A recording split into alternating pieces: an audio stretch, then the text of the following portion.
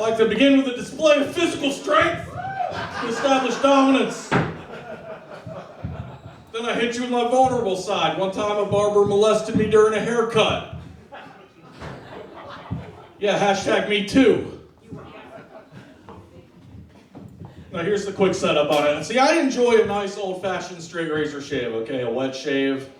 I get my face and my head done. It's a spa-like experience. It's how I treat myself. And I found this place, man, in Tallahassee, Florida, called Seminole Barber Shop. They have 4.5 stars on Google. I haven't review bombed them with my experience yet. But it started off great, man. Like, the place is perfect. I'm the only customer. This old barber's just taking a nap in the chair. This is going to be the best shave of my life. And it all started off great, you know. I've got the hot towel on my face, hot towel on my head. And the barber's kind of like massaging my shoulders. And he's rubbing my temples.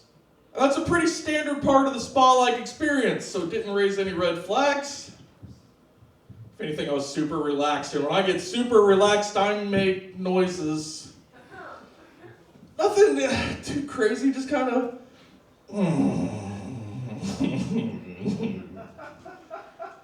I wouldn't call it moaning, but it's close.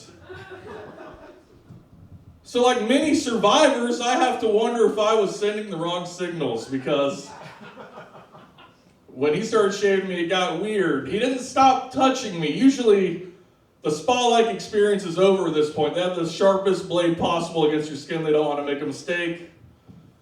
And to this guy's credit, he didn't cut me once, man. This was a great shave, but now he's tugging on my earlobes. That's an erogenous zone. One time he just pinched my left nipple through the apron, which I was impressed he found it, but it was starting to raise some red flags. I was not super relaxed anymore. I wasn't making noises, but he didn't stop, man. Now he's just putting his dick on me. Just not subtle, just plop.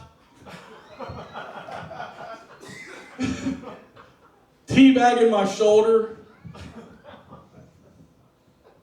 But at this point, he has a straight razor to my throat. Like many survivors, I was too afraid to tell him to stop.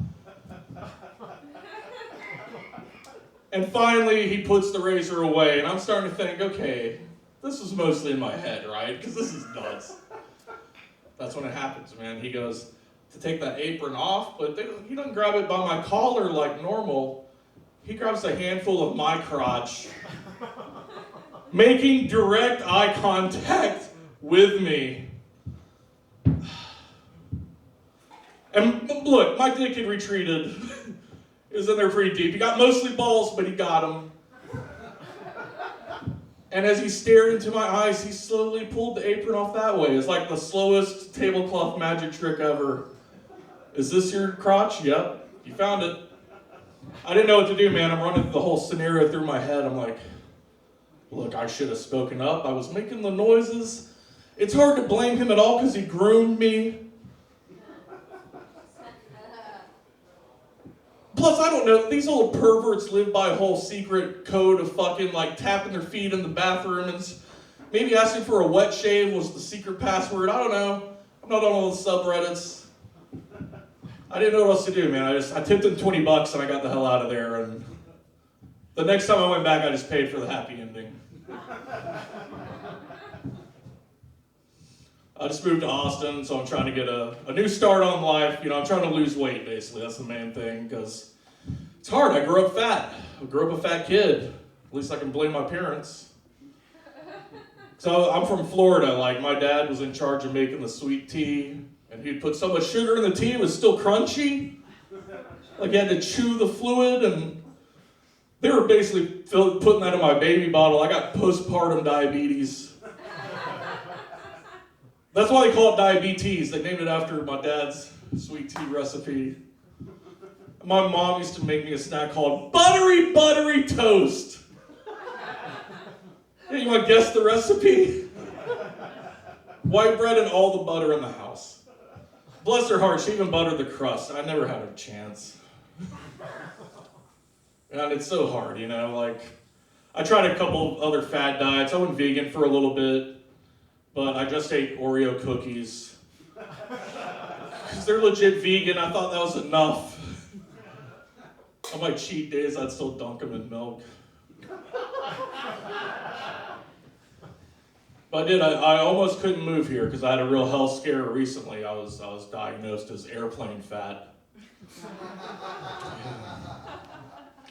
Airplane fat. That's when you get on a plane and discover the one-size-fits-all seatbelt is not gonna fit. Now that's a real in the heat of the moment decision making. Now, I'm used to ignoring red flags like this, any warning signs. So I thought I can hide this. I'm gonna put my backpack in my lap, cover the seatbelt, nobody will even know. But I haven't ridden a plane before, like not since I was a kid, not since they had a smoking section. I don't even know if that thing had seatbelts. I just know there was a smoking section because that's where we sat because the tickets were cheaper. And now I'm there and I just, what do they, do they come around like a roller coaster? Are they gonna tug on it? I figure if my car dings at me for not buckling up, surely Boeing has that. It's post 9/11. So I didn't know what else to do, man. I had to push the call button while other people are still boarding the flight, and it's just, now it's dinging at me, just shame, shame, fat shame. Finally, the guy worms through the crowd, and he was not happy. He's just like, what? I'm like, all right. I was embarrassed, man. I'm like, hey, bud, let's use our inside voices on this one. I think my seatbelt is defective because it's not long enough for the buckles to buckle. Frankly, like, what happens now? Do I just take the bus or? And this guy just yells to the front of the plane, hey, Debbie, grab a seatbelt extender. Yeah, he didn't use his inside voice at all. But Debbie's a deaf bitch. She yells back, huh? This gentleman's too big for a seatbelt. He needs more seatbelt. Can you grab a seatbelt extender? And I didn't know seatbelt extenders were a thing. But sure enough, Debbie pulls one out. Then she hands it to another passenger, and they start passing it back row by row. So everyone from business class back gets to take part in it. People are turning around, trying to catch a glimpse of the plane's fattest man with their own eyes. Finally gets to me, man, and now I have to pretend to be asleep for the whole flight. Like, even after we land, I have to wait until they kick me off to wake up. But it doesn't work, man. I'm sitting there minding my own business. Feel a tap on my shoulder, open my eyes. It's Debbie! See, I bought an emergency exit row seat because of the active leg room. But according to Debbie, he can't be sat in an emergency exit row with a seatbelt extender. How can you possibly perform the duties and responsibilities expected of you in the fit of an emergency? Which is a lie. First, it buckles the same. It's barely any longer. I know I'm not fat enough to get stuck in the hatch like Winnie the Pooh. But I know you can get kicked off the plane for arguing with Debbie. But now the plane's full. I have to switch seats with a human being, and Debbie picks someone on the other side of the aisle who I would describe as the skinniest human I've ever seen. That's when I realized, oh my God, Debbie thinks I'm fat enough to affect the aerodynamics of a 737? She thinks this thing's just gonna do barrel rolls the whole way? And she might be right. So I sit in my new seat, man. I buckle my new seatbelt extender. I can't even pretend to be asleep anymore because I'm crying a little bit. Which made the people around me pretend they were asleep. That was nice. And I'm like, oh, dude, I need to make some real lifestyle changes, I guess. So for starters, I became a thief, and I stole this seatbelt extender from the plane. So I'll never have to deal with someone like Debbie again. My name is Michael Head, guys. Thank you so much for coming out. Enjoy the rest of the show.